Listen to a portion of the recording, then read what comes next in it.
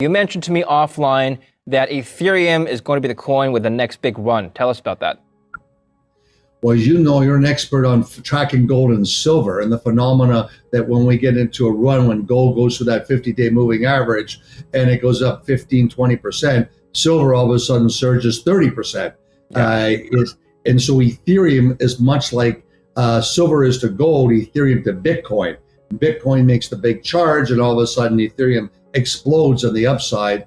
And that's what we're happy in the sweet spot. The biggest challenges we've had is all these kids with GPU chips for gaming start mining Ethereum, so we actually get less coins. So our prices are up dramatically from a year ago, but the machines that used to produce 300 Ethereum a day, when Ethereum was $300, are now producing 80 a day, but the price is up dramatically more.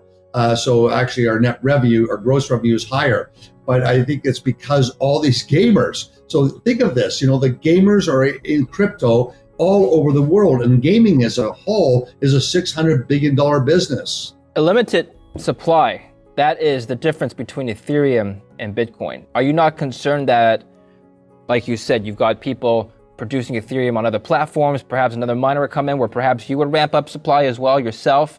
Are you not concerned that fundamental, the demand supply fundamentals of Ethereum may weigh down in the price in the future? What do you think? No, I think the biggest thing in the fear that's been now for 4 years is that Ethereum is going to go from proof of work, which is mining and validating the encryption, to a proof of stake. It hasn't happened. Every upgrade, all it does is shrink the supply outside, but it doesn't stop the demand and people mining for it. It's actually much more decentralized around the world than Bitcoin miners are. And I think it's interesting because they call it hashing power difficulty. It's gone to new highs as Bitcoin hasn't. So I think that investors have to recognize Ethereum is a smart contract. Ethereum has many more uses the way silver does. Silver, 20% of demand for silver is for solar energy. So it has a green footprint. It's also for viruses can't live on silver. It has all these more medical uses, etc. So the same thing with Ethereum. Ethereum is used for DeFi, for NFTs. So it's a much more important backbone for growth in blockchain. What are some of the uses for Bitcoin then? Store of value.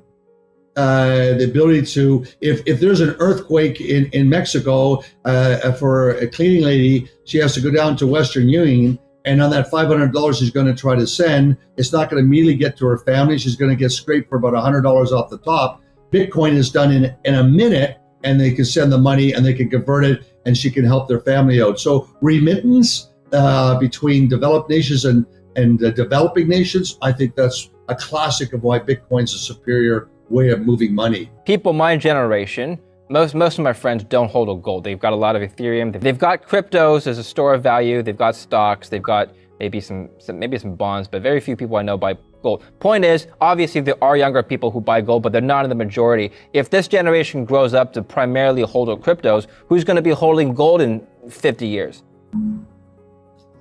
People that love beautiful gold jewelry, and that's never going to go away because you can wear your jewelry. When you think of India, Indian women have 6 times the amount of gold in Fort Knox in the vault, and they wear it, and it's portable wealth. So I think the bigger issue is that where's the portable wealth going to be? I think it's the push by governments to get rid of paper money so that they can monitor everything. Therefore, cash won't be bearer. It'll only be Bitcoin, Ethereum, and it'll be gold. So I don't think gold's going to go away because people want to be able to have what's a private asset. Very important concept. Who hates it the most? The more socialist the country, more controlling of the country, of the citizens, right down to human rights. China kicks everyone out because they're coming with their own digital money. You can see this evolving, but crypto is too big. It's just a global phenomena. When I wear a shirt like this, David, I get people telling me all about Ethereum and Bitcoin. I wear gold and go gold, and it's like, who's he? Who cares? So it's interesting that how this ecosystem around the world is much more caught up with blockchain and crypto money. What should you be hodling? Gold, Bitcoin, Ethereum?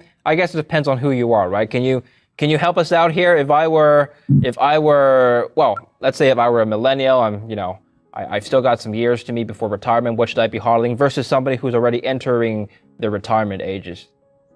If you're an older investor or a conservative mindset, clearly gold. Gold is just a great trade, and it's lagged the markets on a relative basis for the money printing, and I think it should have a projectile potential for $3,000 in a short period here.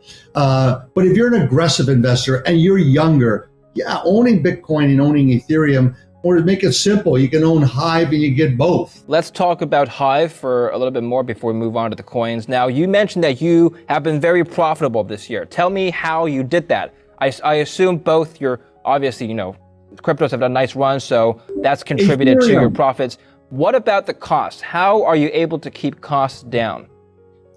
If you converted our Ethereum into Bitcoin, our cost is about $3,000 a Bitcoin if you did that conversion. So what does that mean? It means in the past 12 months, Ethereum has outperformed Bitcoin. We're the only Ethereum producers. We're the biggest hodlers. What do you think that means? If you did that conversion for all the Bitcoin fanatics, we are producing something like today, 13 and a half Bitcoins a day. What we are doing is that we're upgrading our Ethereum facilities with the best NVIDIA chips, and we're expanding our Bitcoin production. We hit 1 exahash like we said we would in August. We expect another exahash of Bitcoin mining by Christmas, and then another one by March. So I think that the combination of why we're the most profitable is because we mine Ethereum and Bitcoin. What about electricity costs? I mean, as you expand your operations, would you not expect fixed costs to go up? Tell us about that side of the operations. Absolutely. You see that pressure point, unless you're building your own facility like we're doing in New Brunswick, that's 30 megawatts going to 50 megawatts to 70 megawatts, and we're expanding Bowden by another 10 megawatts.